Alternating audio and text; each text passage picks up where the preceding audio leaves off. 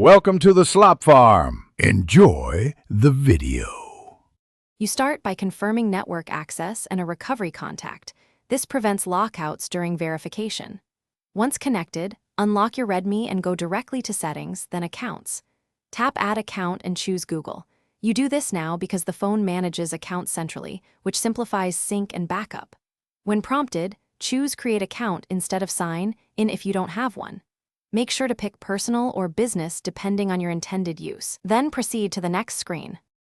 Now you'll enter personal details and a username. Accuracy matters for recovery and account age policies. Type your first and last name, then set the birth date.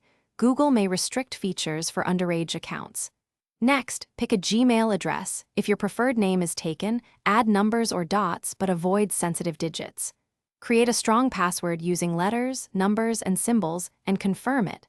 Once done, tap Next so the account creation can continue with verification steps. Finish by verifying ownership. Choose SMS or recovery email, then enter the code sent to you. This step secures the account and prevents abuse.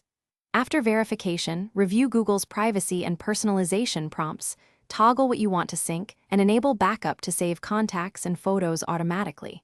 Make sure to accept terms to complete setup. If verification fails or the process hangs, restart the phone, clear the Settings app cache, or switch networks and try again.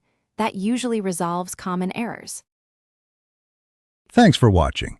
Consider subscribing if we helped you today.